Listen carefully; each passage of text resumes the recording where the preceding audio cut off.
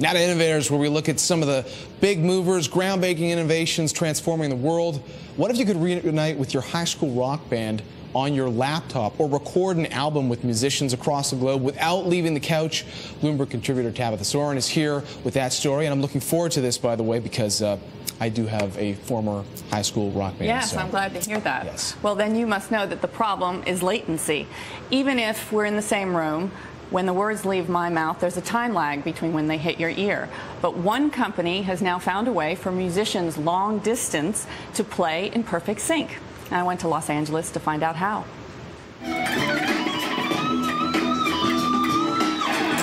When Phil Collins not on the road, the lead guitarist for Def Leppard likes to jam at home in Laguna Beach, California. But today he's playing with someone over 60 miles away. Co-writer C.J. Vanston, who's in North Hollywood. The sound is CD quality, and there's no perceptible lag time. They can record these tracks or loop in band members in Europe. How are they doing it? On a website called EJamming. How much fun is that? As musicians, we make a living with our ears. If the sound quality's not there, we're not interested. Gail Cantor is a fellow musician. Yeah, what does that mean? I look to the people I admire who, when I get them on EJamming, I want them to go, wow! Oh my God! She created EJamming with Alan Glickman, an old friend who lives across the country. How does that work? It works well, actually. It's probably preferable. We both have very strong personalities and big ideas. The two met in the 70s. Glickman was a producer, and Cantor, a backup singer for Bette Midler. Years later, Cantor had this big idea. Music is a language. I had come up with a music education concept called Jammin' for television. So I said, you know, this would really work well if it was interactive. So Jammin' became EJamming. The idea was to teach music online. I got a lesson. I'd clean up the fingering. I would try to be more definitive in the fingering. I found learning this way a tad frustrating.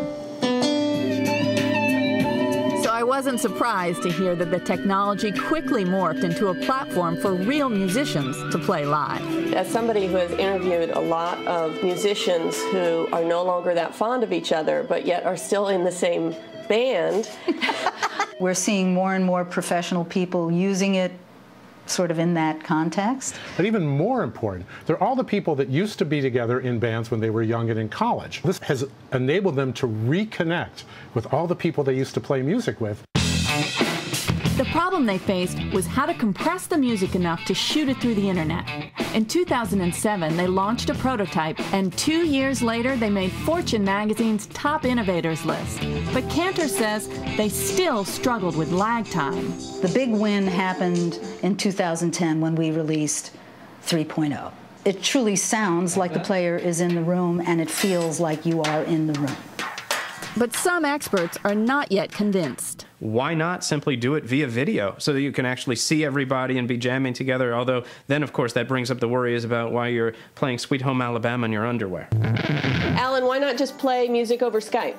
People have told us they play music on Skype and they're not happy with the feel of it. It's very delayed and it doesn't even sound as good.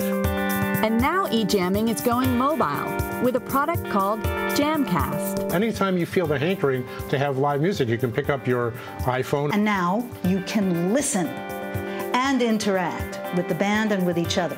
I don't think Live Nation or Ticketmaster is going to be very happy about Jamcast. Well, let them invest in us. A guitar!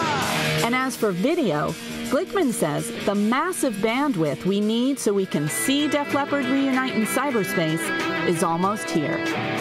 Timing, as they say, is everything in music and in business. Cool. Love that piano playing, Tabitha. Yeah, 3 lessons. 3 lessons, okay? When does this launch? At the end of the year. Bands will set the price of the concert, and then fans can go online, buy a ticket for a couple of bucks, and tune in and hear the band reunite live. I'm getting Flying South, my band, back together. Nice. I'll bring you some pictures. They're awful. Tune in.